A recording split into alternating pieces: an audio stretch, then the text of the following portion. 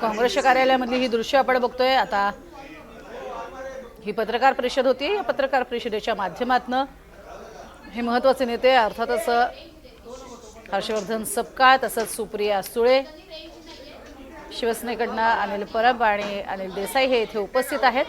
सतेज पाटील आणि अतुल लोंढे हे देखील सध्या पत्रकार परिषदेमध्ये उपस्थित आहेत। त्यांची काय भूमिका घेतली जाते हे पाहणं महत्त्वाचं आहे, कारण काही मिनिटंच आता उरलेली आहेत। साधारणपणे 40 मिनिटं 45 मिनिटं उरली आहेत। तर दुसरीकडे आपण दानवेंची दृश्य बघतोय।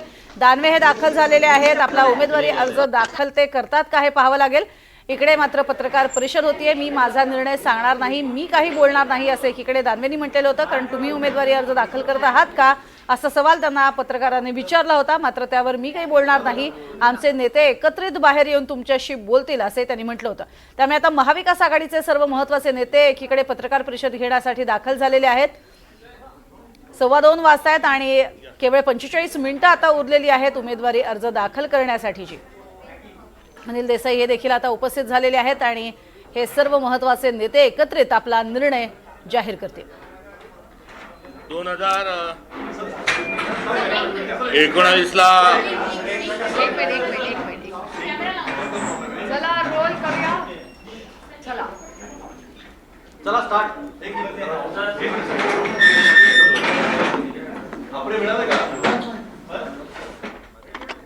2019 ला भारतीय जनता पक्षाची लोकशाही विरोधातील भूमिका, त्यांची गुंडागर्दी, दंडेलशाही आणि सत्तेचा गैरवापर, सगळ्या संस्थांचा गैरवापर या पार्श्वभूमीवर शिवसेना, राष्ट्रवादी काँग्रेस आणि काँग्रेस या महाराष्ट्रामध्ये 3 पक्ष एकत्रित येत असताना महाविकास आघाडीची निर्मिती झाली।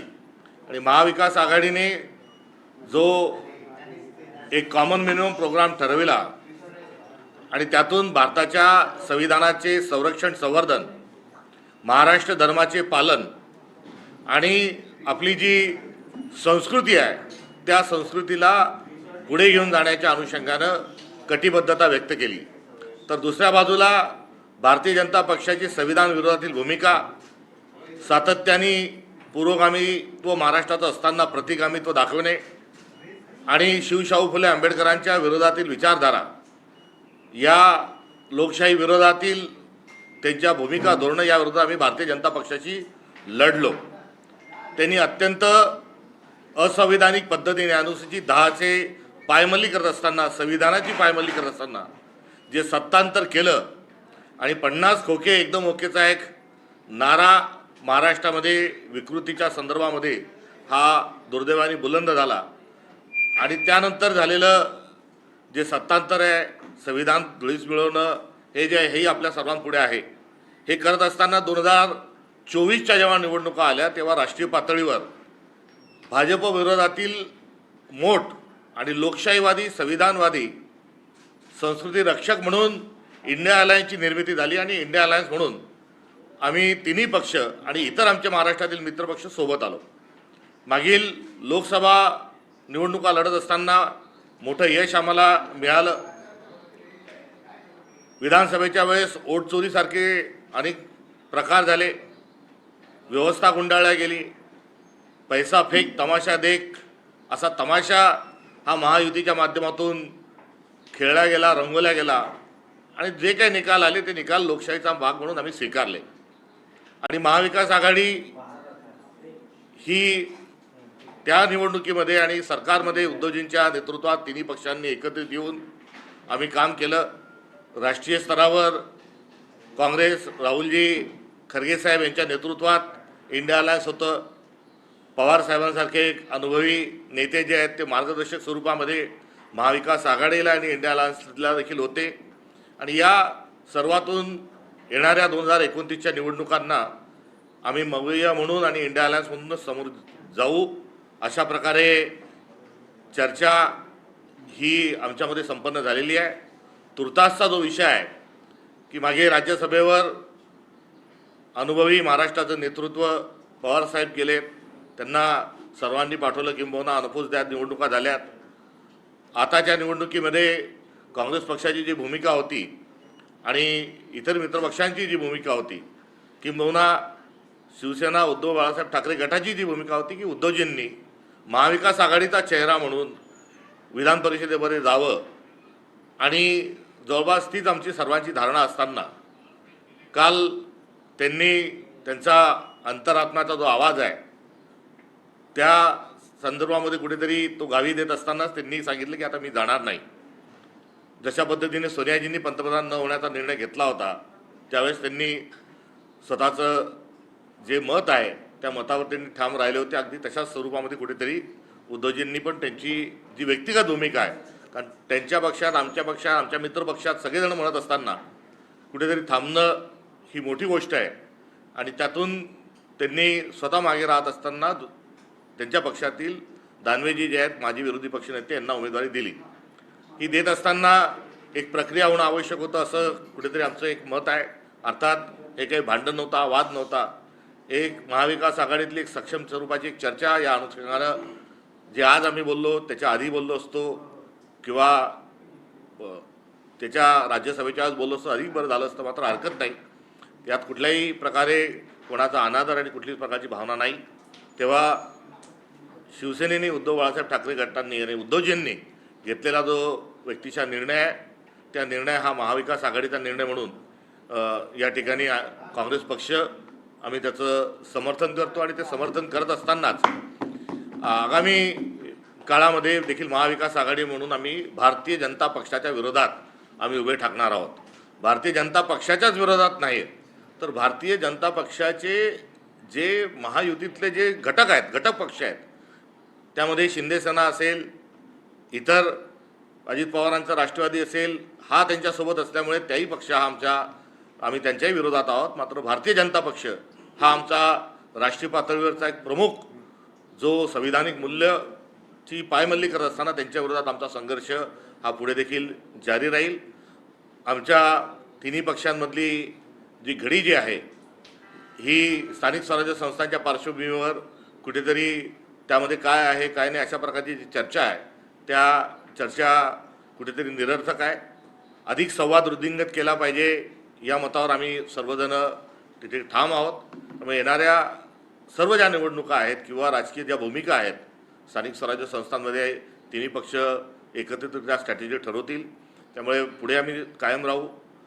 पुढच्या येणाऱ्या ज्या विधान परिषदेच्या आणि राज्यसभेच्या ज्या काही जागा राहतील त्या जागांमध्ये देखील आमची आघाडी राहील. आज दीर्घ प्रकारची चर्चा आमची ही उद्धव बाळासाहेब ठाकरे शिवसेना गटाची आमच्या त्याच्यासोबत झाली. सविस्तर स्वरूपामध्ये आम्ही बोललो.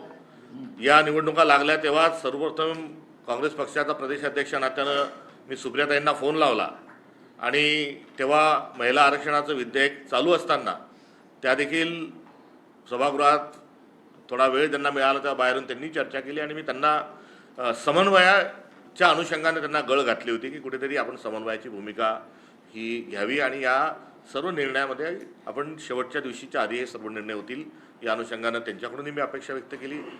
आता पुढच्या ज्या सर्व निर्णय आहेत त्या निर्णयामध्ये राष्ट्रवादी गटाला एक जागा राज्यसभेच्या अनुषंगाने गेली. विधान परिषदेमध्ये आज महाविकास आघाडीचे उमेदवार जात आहेत. पुढच्या ज्या 2028च्या आणि 29च्या पूर्वीचे जे काही निर्णय आहेत त्या निर्णयामध्ये काँग्रेस पक्ष प्राधान्याने प्रतिनिधित्व करेल अशी देखील आज आमच्या तिन्ही मित्रपक्षांच्या सोबत चर्चा झाली.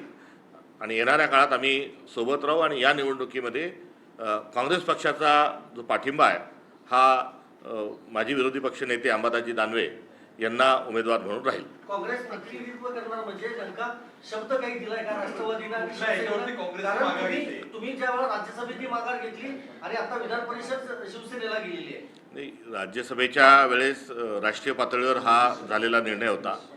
सोनियाजी, राहुलजी आणि खरगे साहेब या संदर्भात त्यांच्याशी झालेल्या संभाषणाच्या आणि चर्चेच्या अनुषंगानं जरूर आम्हाला त्या ठिकाणी आम्ही आग्रही होतो की काँग्रेसला ती द्यावी. मात्र राष्ट्रीय पातळीवर झालेल्या चर्चेच्या अनुषंगानं त्यावेळेस आम्ही कुठल्याही प्रकारच्या चर्चा न करता आम्ही थांबलो होतो. तुर्तास आज जो आहे त्या एकत्रित आम्ही लढू. काँग्रेस जो आहे त्याला प्रतिनिधित्व या राज्यसभेत आणि या विधान परिषदेत मिळालं नाही. प्राधान्याने काँग्रेसचा येणाऱ्या काळामध्ये प्रतिनिधित्व त्या ठिकाणी राहील. आणि यामध्ये कुठेही माघार वगैरेचा प्रश्न नाही आहे. सामंजस्याची भूमिका तिन्ही पक्षांच्या नेत्यांनी व्यवस्थितरित्या घेतलेलं आहे. त्यामुळे महाआघाडीमध्ये कुठेतरी काहीतरी बिनसलंय, काहीतरी हे होतंय, जे चर्चा होत होत्या त्याला पूर्ण विराम मिळाला. असं असेल तर एवढा वेळ का लागला? शेवटचा तास उरलेला आहे. एक मिनिट याला कारणीभूत मी आहे. याचं कारण एबीपी माझाचा 6 लाख कार्यक्रम होता आणि मुंबईच्या इन्फ्रास्ट्रक्चर मध्ये यायला मला 2.5 तास लागले. त्याच्यामुळे उशीर झाला, कारण का मी तिकडे गेले होते. काँग्रेस आणि ठाकरे तिन्ही पक्ष आलो, राष्ट्रवादी काँग्रेस पक्ष पाहिजे ना असं. फोनवर होतो आम्ही. आणि मी सकाळी तिकडे गेले होते. यामध्ये 28 सालच्या राज्यसभा किंवा विधान परिषदाच्या निवडणुकांमध्ये काँग्रेसला काही शब्द दिला का ताई तुमच्याकडून? प्राधान्याने काँग्रेस लढेल. थँक्यू.